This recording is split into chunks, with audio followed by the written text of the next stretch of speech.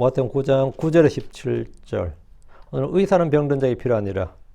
마태복음 9장 12절 말씀. 마태복음 9장 12절 말씀 같이 읽겠습니다. 그러나 예수님께서 그것을 들으시고 그들에게 이르시되 온전한 자들은 의사가 필요 없지만 병든 자들에게는 필요하니라. 온전한 자들에게는, 건강한 자들은 의사가 필요 없지만 병든 자들에게 필요하니라. 의사의 직업 특징이 병자가 많아야 장사가 잘 되는 거예요. 그죠? 사업에 성공하는 게 병자가 많아야 돼요. 변호사는 범죄자가 많아야 되고.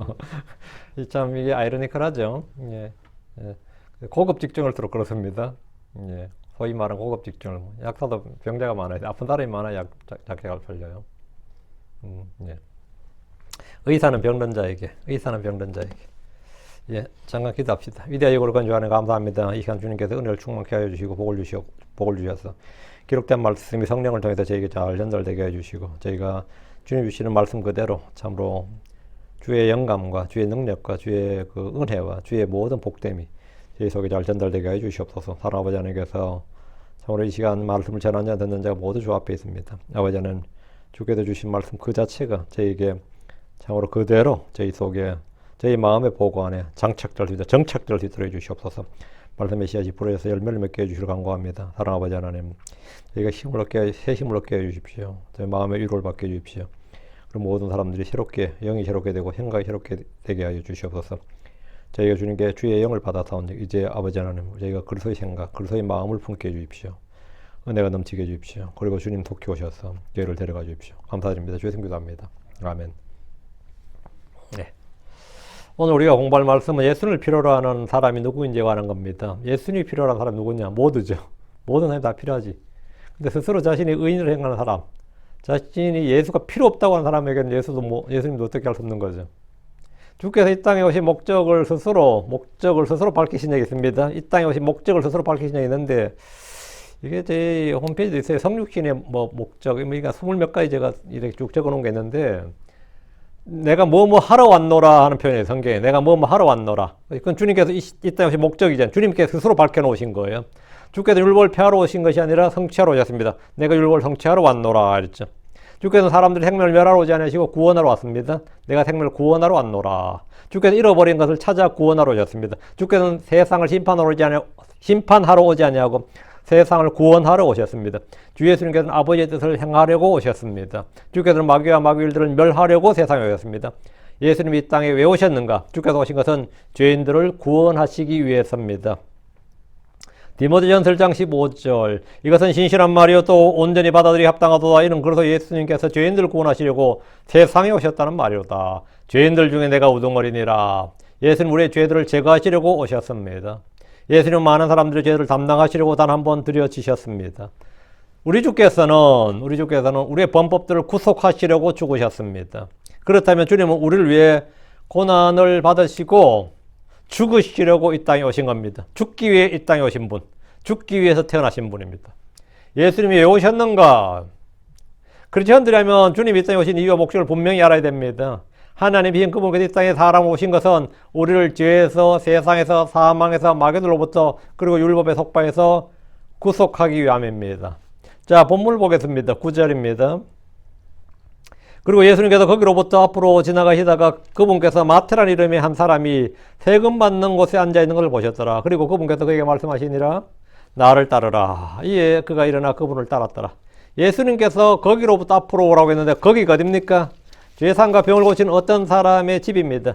지금 가버나움에 계신 주께서 침상에서 마비병 환자를 매달고 네 사람과 그 병자의 믿음을 보셨습니다. 그리고 예수님께서 그들의 믿음을 보시고 그 죄들의 사명을 선포하신 후에 그 병자를 고치셨습니다. 말씀으로 고치셨어요. 이는 그분께서 죄들의 사명권을 가지신, 죄들을 사면할 수 있는 권능을 가지신 하나님이라는 사실을 공개적으로 선포한 것으로 본격적으로 그분 자신의 신격과 본성과 권능을 알리신 사건이었습니다. 사람들이 인정하기 싫어도 그분은 단순히 병을 잘 고치시는 분, 마귀들을 쫓아내시는 주술사가 아니라 이적을 잘 향하시는 마술사도 아니고 죄들을 사해 주실 수 있는 하나님이셨다. 죄인들의 죄들을 사면해 줄 수 있는 하나님이셨다. 이걸 주님께서 보여주시고 선포하신 겁니다. 한국의 대통령은 사형수들의 죄들도 사면하고 복권해 줄 수 있습니다. 대한민국의 법을 어긴 어떤 사람의 범죄 불법도 대한민국의 대통령은 사면해 줄 수 있어요. 그게 사면권이라고 합니다. 내가 사면권이 있다 이 말은 뭐죠? 최고 통수권자다 이 말이에요. 최고 권력자다 이 말입니다. 전에 미국 시민이 사우디아라비아에서 죄를 지었어요. 그 사우디아라비아에는 태형이란 죄가 있어요. 태형, 형벌 중에서 두들겨 팬다는 말이에요. 그 태형을 선고받았습니다. 그 태형을 선고받고 풀린 게 아니라 태형을 선고받고 또 거리 감옥에 갇혀요. 그리고 사형 집행도 될 수 있는 그런 이제 판결이 떨어져서 미국 뉴스에 아주 난리가 났었습니다. 여기서 뭐 사람 때리는 걸 아주 뭐 난리치죠. 야만 얘기라고. 근데 미국 대통령도 미국 의회도 사우디에서 잡힌 자기 미국 시민권자의 그걸 어떻게 할 수가 없는 거예요.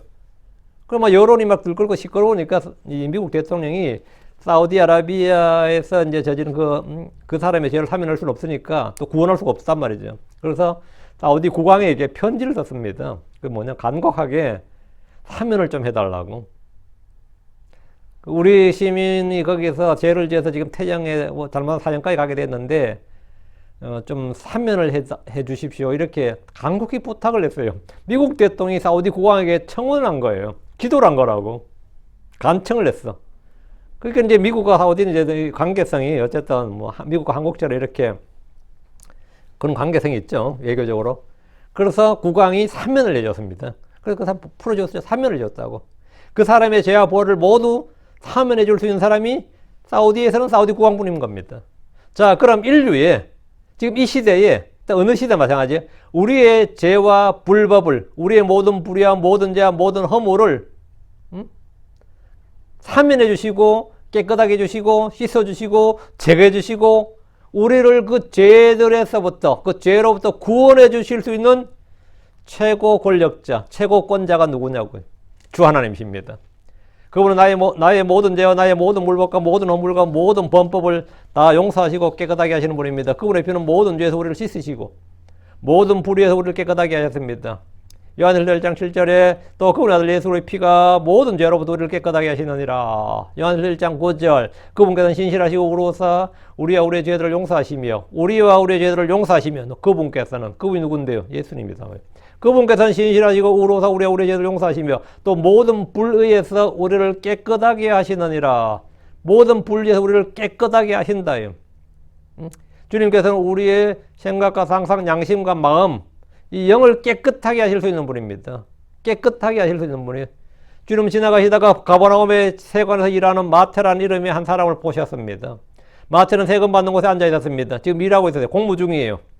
주께서는 세관에서 자기 업무를 수행하는 레위를 보시고, 레위가 마태입니다. 마태를 보시고 그에게 말씀하셨습니다. 나를 따르라. 주께서 그를 제자로 부르셨습니다. 이 사람이 바로 우리가 공부하고 있는 마태복음을 쓴 마태입니다. 마태는 주의 부르심을 듣자 좌고우면하지 않고 고민해 보지도 않고 누구하고 의논해 보지도 않고 바로 그 자리에서 순종해서 주님을 따랐습니다. 이에 일어나 그분을 따랐더라. 하나님의 부르심을 받은 사람들의 특징은 모두 일하는 현장에서 일하다가 부름받았다는 겁니다. 주의 부르심에 훗날로 미루지 않았습니다. 고민해 보겠다, 생각할 시간을 달라 이런 게 없습니다. 즉각적으로 따랐다요. 아무도 주의 부르심을 거부하지 않았습니다. 이는 한국의 많은 목회자들이 자기는 목회를 하기 싫어서 도망을 다녔는데 주께서 계속해서 부르시고 또 부르시고 자기를 막 어쩔 수 없는 환경과 코너로 몰아넣으셔가지고 결국 자기가 백기 들고 항복하고 목회를 하게 되었다. 이런 또 훌륭한 간증을 하는 분이 많이 있습니다. 정말 많아요. 근데 성경과 그건 상당히 다르다. 뭐 제가 그분들 판단 안 합니다. 성경의 기록과는 상당히 다르다. 성경의 부르심과는 상당히 다르다. 성경에 대해서는 그런 부르심은 없다는 거예요. 모세가 어디서 부름받았습니까? 예, 양떼를 치는 중에 그 현장에서 부름받았어요. 베드로가 어디서 부름받았습니까? 그물을 던지는 중에 부름받았습니다. 요한이 어디서 부름받았어요? 그물을 고칠 때 부름받았어요. 레위가 어디서 부름받았다고? 세관에서 부름받았습니다. 세관에서 부름받았어요. 일하는 중에 부름받았다고. 그리고 그들은 모두 다 나를 따라했을 때 즉각적으로 따랐습니다. 그렇지 않는 자는 주님께서 나를 따라가셨는데 머뭇거리거나 뒤로 빼거나 뭐 고민하겠다 생각해봤다 이런 사람들은 제자로 합당하지 않다. 주님께서는 그를 제자로 합당하지 않다고 말씀하십니다. 제자로 합당하지 않다 이거예요. 자, 10절. 그리고 이런 일이 있었으니 예수님이 그 집에서 음식 앞에 앉으셨을 때 보라 많은 세리들과 죄인들이 와서 그분과 그분의 제자들과 함께 앉았더라. 그 집에서 할 때 그 집이 누구냐? 레위의 집입니다. 마태의 집이에요. 그리고 이런 일이 있었으니 이 표현은 사건의 역사성을 강조할 때 쓰는 말입니다. 그 카이에게네토예요. 그리고 다음과 같이 되었더라. 그리고 이런 일이 있었더라. 이게 원어에 이런 표현이 있는데 그대로 킹제임스 성경 그대로 원어를 따라서 번역을 한 거예요. And it came to pass 이렇게. 그 원어에도 있고 영어 킹제임스 성경에도 있는데 한글 성경이 없다고 뭐 된 거죠? 오역이 아닌 겁니다. 그거는 삭제예요. 뭔가 잘못된 겁니다.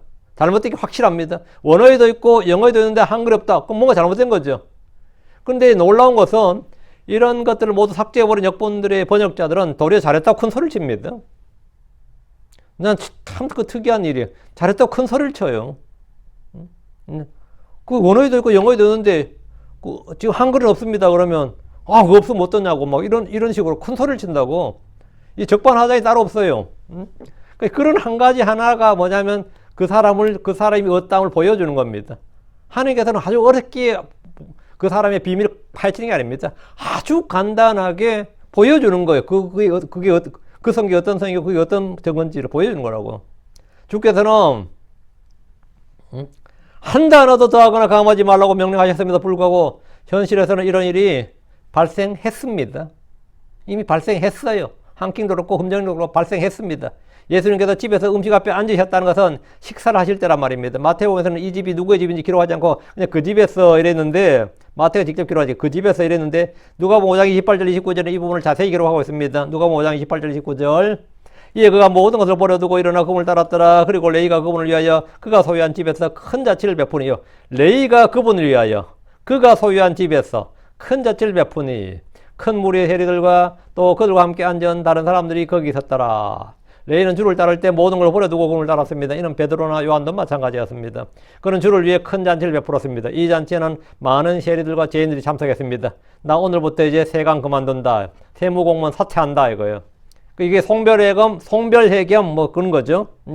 그래가지고 이 새로운 삶에 내가 길에 들어섰다. 이걸 선포한 겁니다. 본문에 보라 많은 세리들과 죄인들이 와서 그분과 그분의 제자들과 함께 앉았더라. 이랬는데 당시 세리들이 죄인들의 동요로 사용되었습니다. 창녀와 더불어 세리는 유대 사회에서 그냥 죄인들로 불렸습니다. 세리들 다른 말로 그냥 죄인들 했어요. 주님 이들과 함께 앉았는데 이는 그분의 명성이나 평판을 크게 떨어뜨릴 수 있는 일이었습니다. 이게 크게 떨어뜨릴 수 있는 일이었어요. 일반 백성들조차도 멸시해서 상종하기 꺼려하는 이들과 함께 식사를 하면서 교제하는 장면은 누가 봐도 눈살을 찌푸리게 하는 일이 아닐 수 없고 그 일은 그의 사역에 크게 도움된 일이 아닙니다. 당시 종교 지도자들에게 이들은 저주받을 자들이고 심판받을 자로 판단했습니다. 이들을 심판받을 자로 판단했습니다. 그러나 주님은 그런 평판에 전혀 개의치 않으셨습니다. 주께서는 바리새인이나 서기관들을 우대하지 않으셨고 세리와 창녀들을 하대하지 않으셨습니다. 주님은 사람의 외모를 중히 여기지 않으시기 때문입니다. 외모를 중시하고 외모를 존중하는 것, 외모를 따라 판단하는 것, 외모를 용납하는 것, 외모를 받아들이는 것은 모두 다 좋지 않습니다. 주께서 not good, 좋지 않다 그랬어요. 그건 좋지 않다 이거예요. 그 외모를 존중하는 것, 중시하는 것, 따르는 것, 판단하는 것, 받아들이는 것, 다 뭐다? 좋지 않다 이거예요. 좋지 않다. 11절입니다. 그리고 바리새인들이 그것을 보았을 때 그들이 그분의 제자들에게 말하였더라. 어찌하여 너희 선생님은 세리들과 죄인들과 함께 먹느냐? 이거 욕하는 거예요, 지금. 예수님께서 세리의 집에서 벌어진 잔치에서 많은 죄인들과 어울리는 걸 본 바리새인들이 그분의 제자들에게 따졌습니다. 어째 너희 선생님은 세리들과 죄인들과 함께 먹느냐? 이 말은 따지며 항의하는 겁니다. 비토하는 거예요, 지금. 제자들에게 너희 스승의 행동을 한번 설명해 봐라. 변명이라고 해보란 건데 이것은 의심의 여지 없이 잘못된 행동이었다 이 말이다. 이건 지금 너희가 죄 짓고 있는 게 아니냐 이거예요. 제자들 입장에서도 당시 예수님의 행동은 이해하기 어려운 일이었고 솔직히 방어해주기 어려운 그런 일이었습니다. 베드로도 묵묵부답이고 요한도 할 말이 없다. 예수님 좀 제발 그러지 말았으면 좋겠습니다. 누가 그러는데 자꾸 저러면 저희들이 할 말이 없습니다. 누가 윤목사님한테 이야기하면 내가 뭐 할 말이 없더라. 욕하는데 내가 뭐 방어를 해줄 수가 없더라. 뭐 이런 거 있잖아요. 지도 같은 생각했다 이 말이지 한마디로. 지도 같은 생각이고 같은 마음이기 때문에 방해해 줄 수가 없는 거예요. 변명해 줄 수가 없는 거라고. 전에 어떤 분은 제가 그랬어요. 막 욕을 하기에 그게 사실입니까? 그랬더니 사실이래요. 내가. 그럼 지금 당신 욕해야 되는 게 아니라 같이 울어야 되는 거 아닙니까? 그래서 그건 당연히 같이 울어야 되는 거 아니냐. 그래서 지도 뻘쭘해가지고 이제 차 싶었던 것 같아요. 그건 욕하고 정지할 일이 아니라 진짜 그 일이 사실이면 통곡을 해야 된다고 지금. 남의 슬픔이나 남의 아픔이나 남의 범죄나 남의 잘못이 드러났을 때 그게 뭐가 그래 좋은 일이라고 그 정지하고 판단하고 욕하고 소문내고 하는 걸 그 짓을 하고 있냐고요. 그게 진짜 사실이라면 그건 통곡을 해야 될 일 아닌가? 그렇죠. 그 제자들도 마찬가지예요. 예수님이 지금 이 죄인들과 세리들과 지금 함께 먹고 마시는 일에 바리새인들 따지니까 이야 이거 진짜 우리가 진짜 어떻게 방해해 줄 수가 없네. 뭐 이런 거예요. 지금 제자들 입장에서도 당시 예수님의 행동이 상당히 난감했을 겁니다. 예수님께서 너무했다, 심했다, 조심해야 했다, 선을 넘었다 등등 별별 말을 다 할 수 있습니다. 자기와 율법으로 가득한 바리새인들 그 앞에서 제자들은 아무 말도 못했을 것이고 안절부절했을 수도 있습니다. 유대에서 배척받는 사람들, 세리들과 죄인들과 올리는 너희 선생님이 과연 하나님의 사람이냐? 너희 선생이 과연 하나님의 사람이냐? 과연 의로운 사람이냐?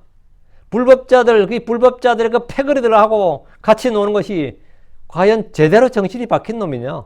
이랬을 때 이런 함축된 의미를 담아서 하는 한마디가 뭐냐? 11절이에요. 어째여 너희 선생님은 세리들과 죄인들과 함께 먹느냐?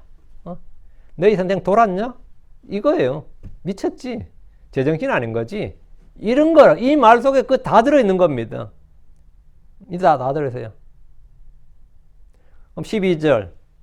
그러나 예수님께서 그것을 들으셨고 그분께서 그들에게 말씀하셨더라. 온전한 자들에는 의사가 필요 없으나 병든 자들에는 필요하니라. 제자들을 추구하는 바리새인들의 말을 들으신 주께서 그들에게 말씀하셨습니다. 온전한 자들에는 의사가 필요 없으나 병든 자들에는 필요하니라.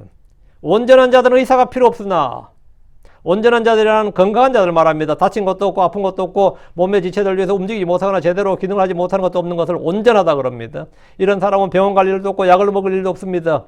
의사는 병자를 상대로 장사합니다. 병자를 상대로. 아픈 사람이 없으면 의사는 존재 이유와 목적이 없습니다. 열심히 공부해서 힘들게 의사가 된 사람들은 평생 동안 뭐 해야 되죠? 병자들을 상대로 일해야 됩니다. 평생 병자들을 상대로 일해야 된다고요.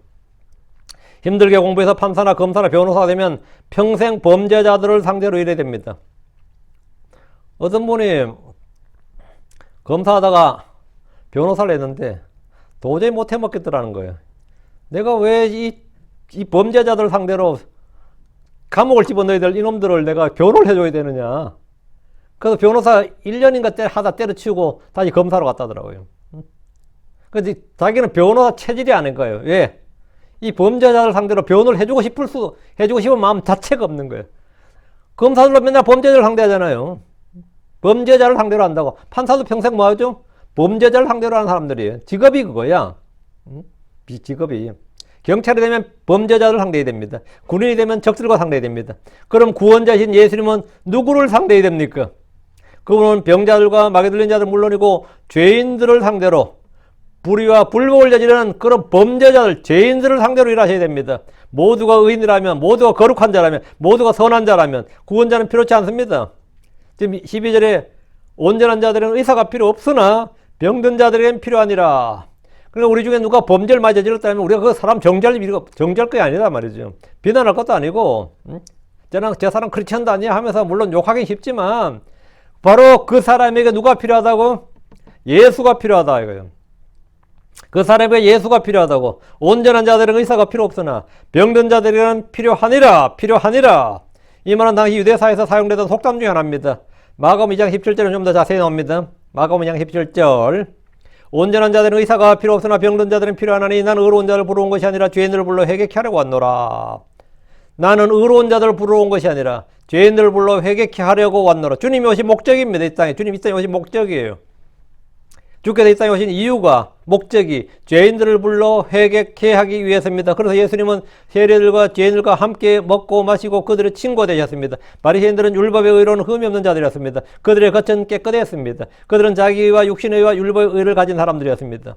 그들은 온전한 자들이고 의사가 필요치 않는 사람들이었습니다. 그러나 세리들과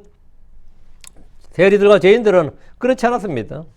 그럼 구원자신 주께서는 누구에게 가야 되고 누구와 함께 있어야겠습니까? 주를 찾고 부르는 사람들, 주님을 필요로 하는 사람들에게 가까이 계셔야 됩니다. 주님은 그들과 함께 계셔야 됩니다. 주께서 누구에게 가셔야 되고 누구와 함께 계셔야 되느냐예요. 주께 나오는 사람들, 주께서 부르실 때마다 다른 사람들을 주님은 받아주십니다. 주님은 그런 자들을 단 한 번도, 단 한 명도 거절하신 적이 없고 쫓아내신 적이 없습니다. 13절. 그러나 너희는 가서 그것이 무슨 뜻인지 보라. 나는 자비를 원하고 희생을 원치 아니하노라. 이는 내가 의인들을 부러운 것이 아니오 죄인들을 회개시키러 왔음이니라. 주께서 바리새인들에게 주신 말씀이에요. 그러나 너희는 가서 배우라. 그러나 너희는 가서 배우라. 바리새인들에게 뭘 배우라는 거예요? 요즘도 이 논쟁할 때 상대를 무시하는 말로 자주 사용되는 말이 뭐예요? 인터넷에서 댓글 논쟁을 벌어지면 꼭 그 중간에 보면 꼭 이런 놈들이 있어요. 공부 좀 더 하세요. 이런 놈들이 있어요. 공부 좀 더 하세요. 책 좀 더 읽으세요. 지는 얼마나 공부했는지 모르겠지만 꼭 상대방을 무시할 때, 논리가 밀릴 때 쓰는 표현 중에 하나가 공부 좀 더 하세요. 책 좀 더 읽으세요. 이거예요. 이런 식의 비아냥거림이 있습니다. 포털 사이트나 신문의 의견란에 보면 논쟁적인 주제는 꼭 이런 말을 쓰는 사람들이 있습니다. 제 설교에도 그런 댓글을 다는 몇몇 모질이들이 있습니다. 그래가지고 목사님 좀 더 공부하셔야겠어요. 이런 식입니다. 이런 댓글 다는 꼭 있거든요. 그럼 저는 어떻게 대답해야 됩니까? 전에는 제가 이렇게 대답했어요. 당신이 안다고 생각하는 것은 모두가 아는 것이고 당신이 모르는 것은 당신만 모르는 것입니다. 항상 이 자세를 유지하세요. 이렇게 답했어요. 네가 아는 것은 만인이 아는 것이고 네가 모르는 건 네 혼자 모르는 것이다. 네가 안다고 생각하는 것은 남도 다 안다고 생각해라 이거예요. 남한테 공부 좀 더 하라니 뭐 그따위 소리 아니고 네가 아는 것은 만인이 아는 거예요. 네가 모르는 건 네 혼자 모르는 거다. 이러면 네가 사는데 평안할 것이다 이거예요. 덕분에 저는 욕을 되게 많이 먹었습니다. 우리 주께서 성경에 일각이 있다고 자부하는 바리새인들에게 그러나 너희는 가서 배우라. 너희는 가서 배우라. 뭘 배우라는 거예요? 이것은 당시 랍비들이나 서기관들이 상대를 공격할 때 또는 무시할 때 쓰는 말 중에 하나였습니다. 랍비나 서기관들, 율법사들이 상대를 공격할 때 너희는 가서 배우라 이런 거예요. 율법에 대해서 무지한 너희는 가서 배우라. 배우라. 근데 지금 예수님한테 거꾸로 지금 역공을 당한 거예요. 대화가 잘 안 되면 가서 좀 더 배워, 가서 좀 더 공부해 이렇게 하는데 사실 이 바리새인들은 어릴 때부터 모세오경을 통째로 암송했습니다. 그런 것들에게 더 배우라고 무슨 뜻이니 더 배우라고 하면 거의 뭐 개무시하는 말로 받아들일 겁니다. 그런 말로 들릴 겁니다. 그들은 율법의 의식과 형식에 능통했지만 율법이 더 중대한 것, 본질과 목적에 대해서 굉장히 무지했습니다. 그래서 주님은 그러나 너희는 가서 배우라 이렇게 하셨습니다. 그들에게 배우라고 한 것은 호세아 6장 6절 말씀입니다. 이는 내가 자비를 원하고 희생을 원하지 아니하였으며 번제 물들보다 하나님의 지식을 원하였습니다. 이 말씀을 배우라는 거예요. 주께서 그들의 바라셨던 것, 주님이 우리에게 원하시는 것이 무엇이냐고 하면 희생물이 아닌 자비였다. 자비는 율법에 더 중대한 것입니다. 사랑과 의와 심판과 믿음은 율법의 핵심이고 근본입니다. 율법의 목적이 거짓 없는 믿음에 나오는 사랑입니다. 호세아 6장 6절은 바리새인들 서기관들의 뼈를 때리는 말씀입니다. 그들은 11조를 내고 안식일을 지키고 절기를 지키고 음식기를 지키고 잔을 깨끗이 씻었습니다. 손을 씻지 않고는 음식을 먹지 않았습니다. 그런 그들에게 없는 것, 그들이 배워야 할 것이 무엇이었냐 이거예요. 율법에 더 중대한 것들을 배우라는 겁니다. 이게 뭐냐면 마태복음 23장 23절이에요. 너에게 화가 있을지어다 서기관들과 바리새인들아 위선자들아 이는 너희가 박하와 해양과 근처 11조는 바치되 율법에 더 중대한 문제인 심판과 자비와 믿음은 빼버렸기 때문이로다. 너희가 마땅 이것들을 행하였어야 하거니와 다른 것도 행하지 않은 채 내어버려두지 말아서야 하느니라. 주께서 호세아 6장 6절에 무엇을 뜻하는지 하나님의 뜻이 무엇인지 배우라는 겁니다. 주께서 요구하시는 것이 무엇인지 배워야 됩니다. 주님이 요구하시는 것이 무엇이냐, 주님이 뜻하시는 것이 뭐냐, 주님이 뜻하시는 건 이거다. 자, 주님 요구하신 건 미가 6장 8절. 그분께서 내게 오 사람아 무엇이 선한 것인지 보이셨도다. 주께서 내게 요구하시는 것은 오직 의롭게 행하고 자비를 사랑하고 겸손히 내 하나님과 함께 걷는 것이 아니냐. 그분께서 내게 요구하시는 게 뭐라고? 의롭게 행하고 자비를 사랑하고 겸손히 내 하나님과 함께 걷는 것, 주님과 동행하는 것. 이게 주님이 우리에게 요구하는 것이다 이거예요. 주님이 요구하는 것이 실조나 헌물이 아니었다 이거예요. 그게 아니었다는 거예요. 바리새인들이 정작 배워야 할 것, 알아야 할 것이 이런 것들입니다. 남들을 판단하고 정죄하고 무시하고 멸시하는 것이 그들의 임무, 그들의 사역이 아닙니다. 그건 그들의 직무가 아닙니다. 지금 바리새인들이 하는 이런 예언자 호세아 때의 이스라엘의 모습과 같습니다. 그러나 너희는 가서 배우라. 주님이 이렇게 말씀하신 겁니다. 주께서 희생물을 원치 않으셨다는 것은 구약에서 말이 안 되죠. 희생물을 왜 원치 않은 거예요? 그 믿음과 사랑이 빠진 율법의 의가 없는 그 하나님의 의가 없는 희생물을 원치 않는다는 거지. 주님이 희생물을 원치 않는다는 말은 우리가 어떤 행위 하나님 행위를 원치 않고 믿음은 그런 건 말도 안 되는 거죠. 믿음이 없는 행위를 원치 않고 사랑이 없는 행위를 원치 않는 거지. 그렇죠? 예. 우리 속에 그 본질이 없는 행위를 그 껍데기, 그 육신의 행위, 율법의 행위, 자의적 그 행위를 원치 않는다는 것이지. 그거 있는 행위는 당연히 믿음의 행위는 당연히 주님이 원하죠. 사랑의 속은 당연히 원하지. 당연히 주님께서 뜻하게 원하시는 거죠. 주께서 희생물을 원치 않는다는 것은 희생물 자체를 원치 않는다는 게 아니고 믿음으로 드린 희생물을 원하고 믿음 없이 드리는 의가 없이 드린 희생물을 원치 않는다는 거죠. 주께서 희생물을 원치 않는다는 것은 예언적으로 볼 때, 예언적으로 이제 우리가 교리적으로 이렇게 할 때는 주 예수님의 희생으로 더 이상 속죄물이 필요치 않게 되었기 때문에 지금 이 시대에 주님이 당연히 양과 소를 바치는 걸 원치 않죠. 왜? 더 이상 속죄물, no more offering. 무슨 offering? 더 이상 죄로 인한 헌물이 없다 이거예요. 히브리서 10장 6절 8절. 히브리서 10장 6절 8절.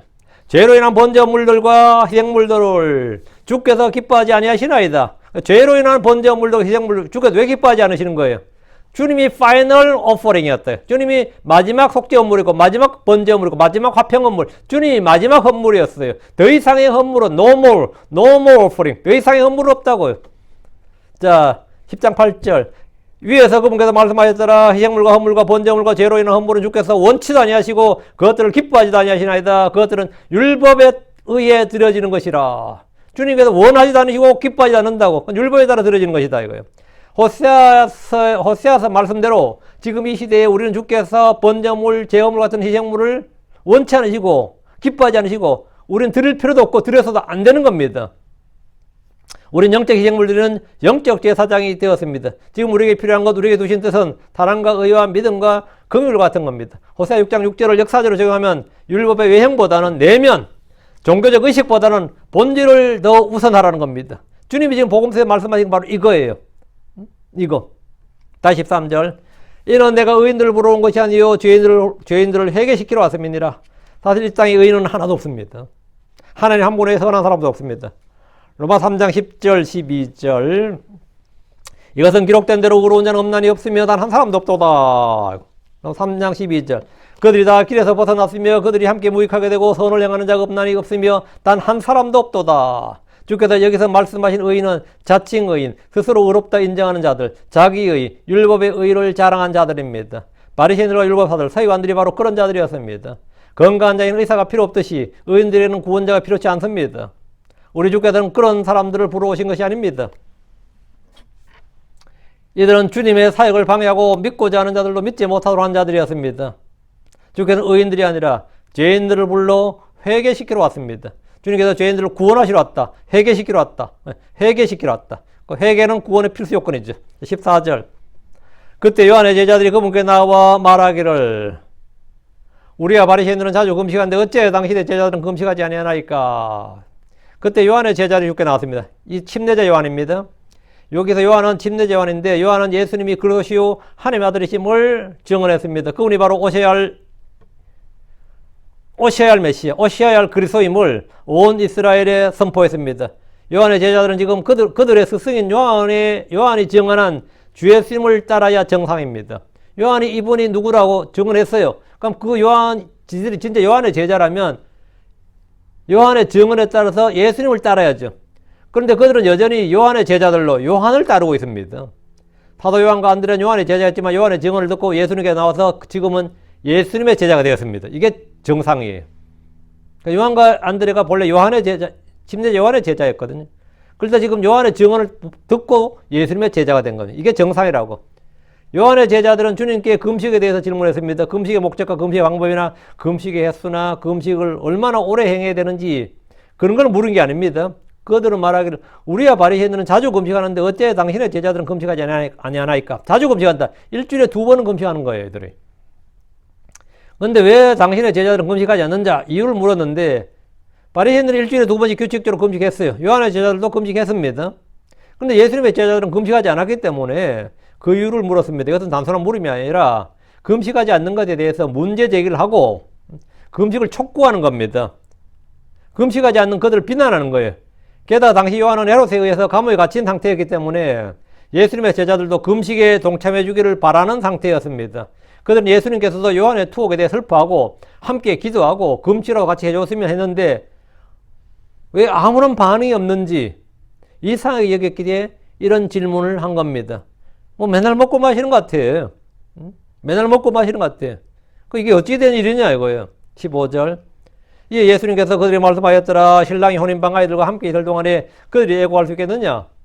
그러나 날들이 이르러 그들이 신랑을 빼앗기리니 그때는 그들이 금식할 것이니라. 예수님은 요한의 제자들의 불평 섞인 질문에 말씀해 주셨습니다.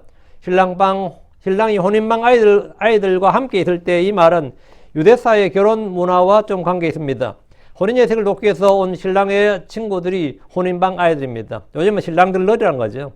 침례자 요한은 자신을 신랑의 친구라고 한 적이 있습니다. 유대사에서 결혼잔치는 보통 7일간 계속되는데 이 사람들은 결혼 마지막 날 신랑이 신부를 데려오기 위해서 신부의 집으로 갈 때 신랑과 함께 갔습니다.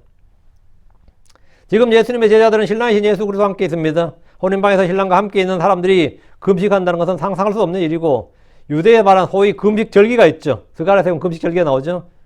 금식절기에도 이 결혼이 있으면 이 금식 면제였어요. 금식 면제입니다. 이 혼인집에 오는 하객들을 맞이하고 결혼식을 준비하고 돕는 이들은 결혼 주간에 금식하지 않았습니다. 혼인은 즐거움과 기쁨의 잔치로서 애통함과 금식과는 전혀 어울리지 않습니다. 요한의 제자들은 이미 요한이 자신을 신랑의 친구라고 말했기 때문에 주님의 이 말씀은 더 쉽게 이해가 됐을 겁니다. 지금 15절에 신랑이 혼인방 아이들과 함께 있을 동안에 그들이 애고할 수 있겠느냐? 그러니까 내가 신랑이다 이거예요. 그리고 쟤는 신랑방 아이들이다. 이들은 친구다 이거예요. 이 한마디에 제자들이 왜 금식하지 않는지가 다 설명되었습니다. 다 설명되었어요.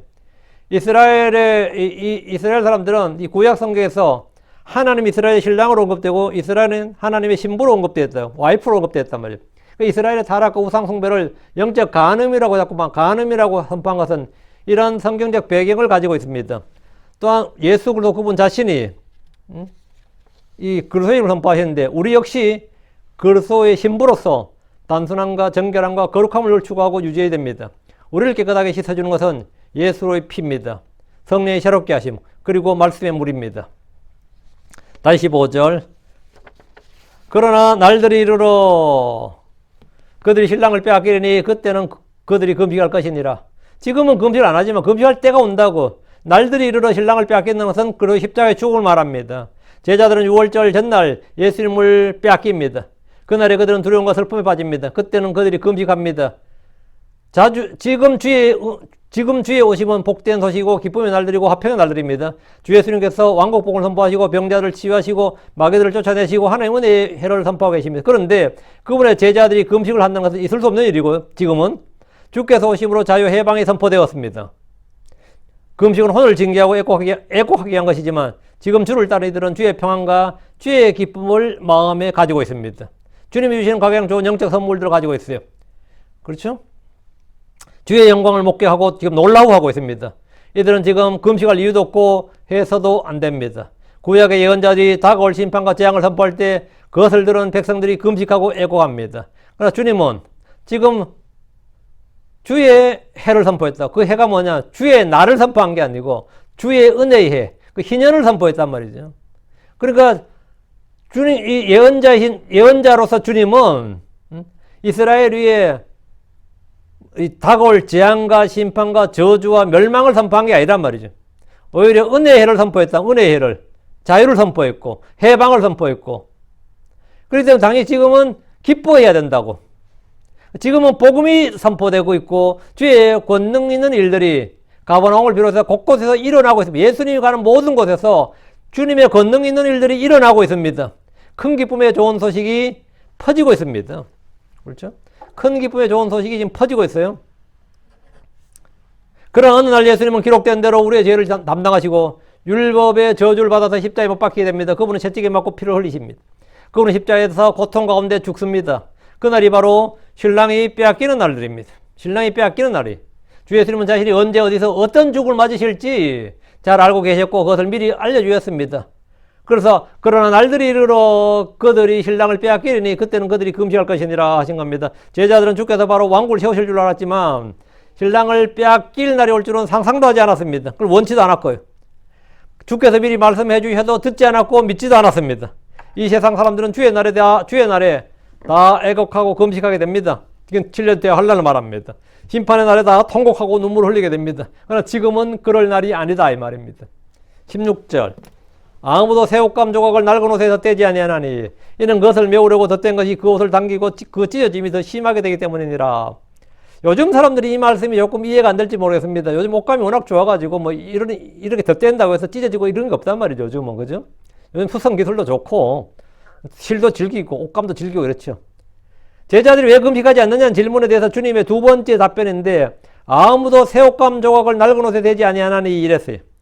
요즘은 수선집에 가면 새 옷감 조각을 낡은 옷에 덧댑니다. 옷감의 질이 좋아지다가 박음질하는 기술이 굉장히 좋아졌기 때문에 새 옷감 조각을 낡은 옷에 덧댄다고 해서 별로 문제될 것이 없습니다.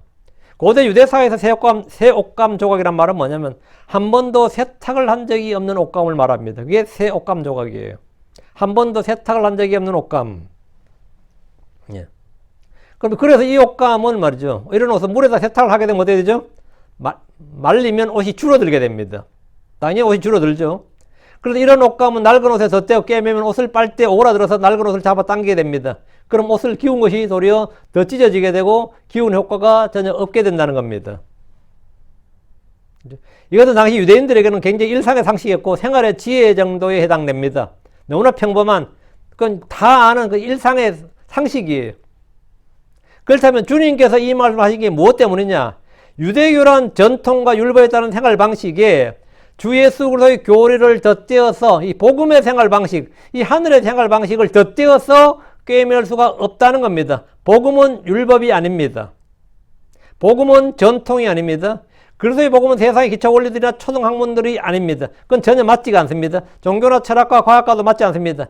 그래서 주의 말씀에 따른 그 사고관, 생각, 가치관이 말이에요. 이 들어오면 우리가 기존에 갖고 있던 어떤 것도 맞질 않다는 거죠. 맞질 않아요. 주 예수님의 가르침과 기존의 풍습이나 문화나 상식이나 교육이나 이 모든 것은 내가 접목을 한번 해보고 싶어도 접목을 하면 더 나빠져. 더 좋아지질 않고.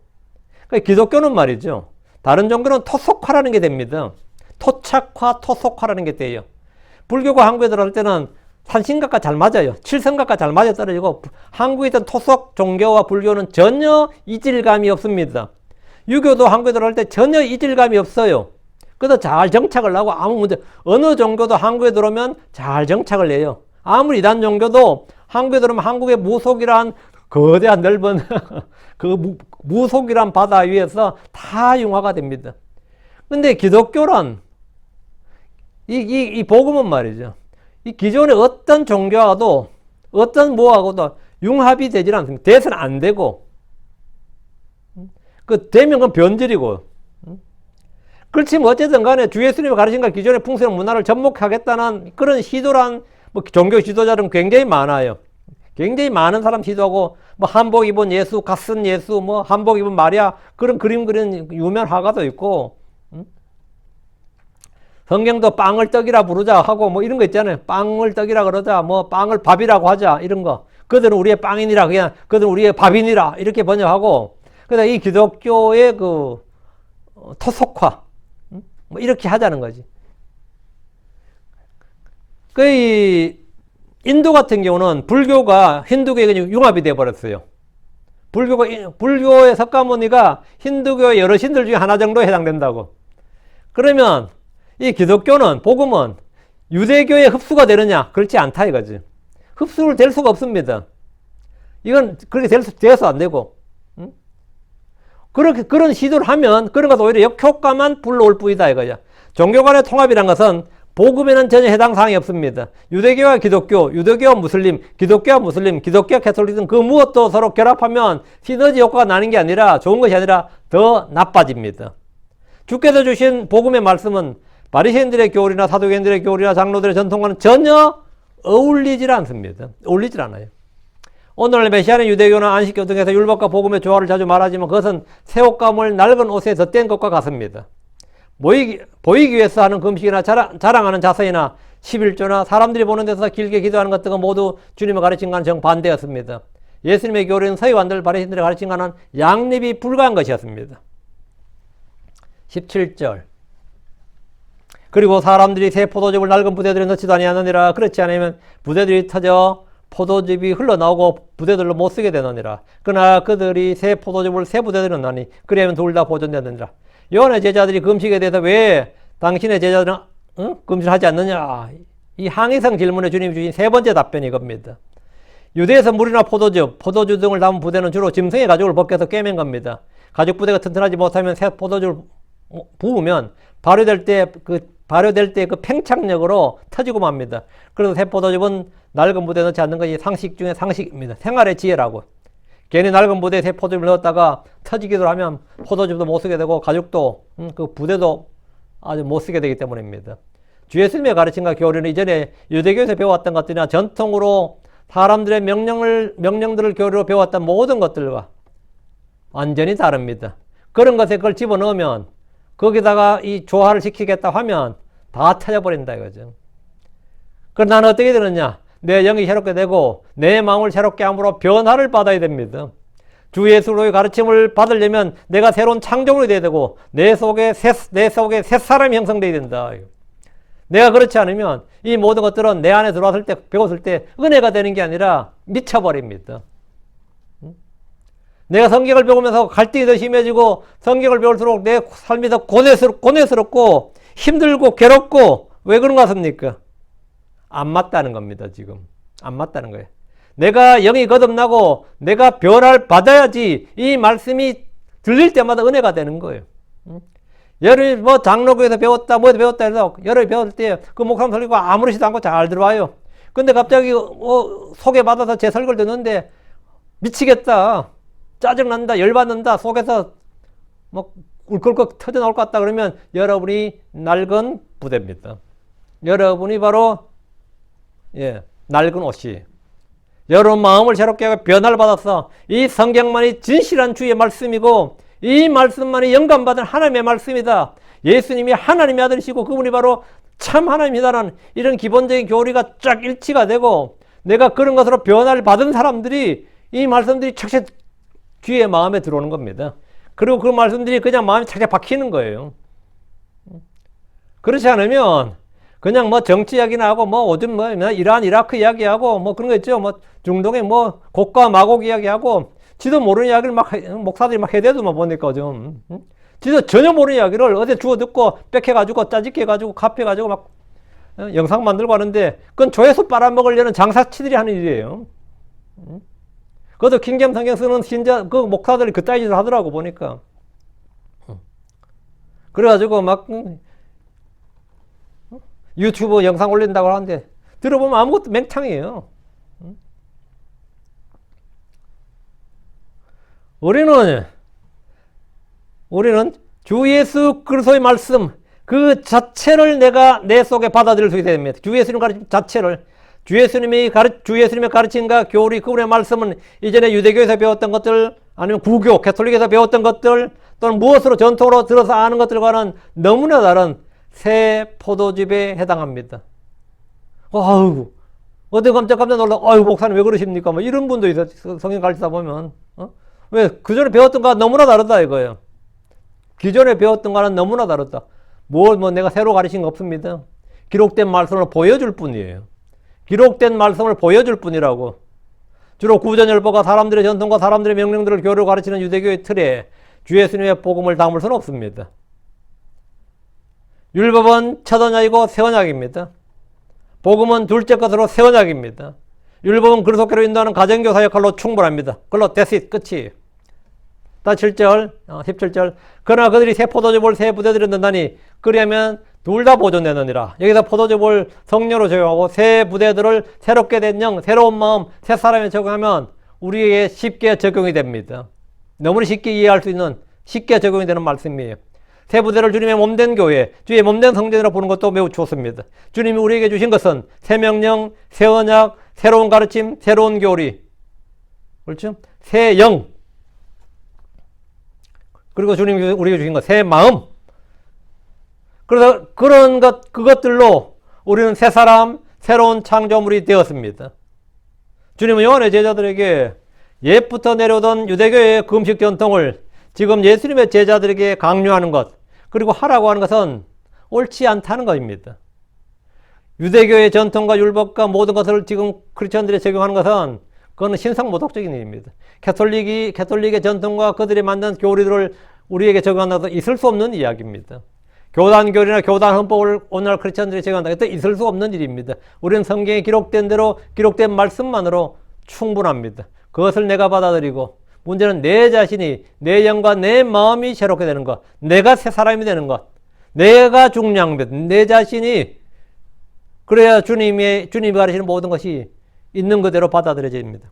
그렇지 않으면 엉망이 되는 거죠. 오늘은 여기까지입니다. 의사는 병든 자들이 필요하니라 했는데 우리는 모두 예수가 필요한 사람입니다. 항상 예수가 필요한 자들입니다. 근데 당신이 지금 가장 필요한 게 뭐냐 그러면 여러분 뭐라고 하겠어요? 지금 돈이 필요합니다. 힘이 필요합니다. 뭐 친구가 필요합니다. 가족이 필요합니다. 여러분 필요한 게 굉장히 많겠지만 어떤 분 직장이 필요합니다. 배우자가 필요합니다. 뭐 그렇죠. 정말 내게 필요한 것 여러분 지금 모르고 있습니다. 내게 필요한 하나가 있습니다. 예수가 필요합니다. 그 예수가 필요하고 예수가 주어지면 사실은 enough예요. 그 충분합니다. 더 이상은 필요치 않습니다.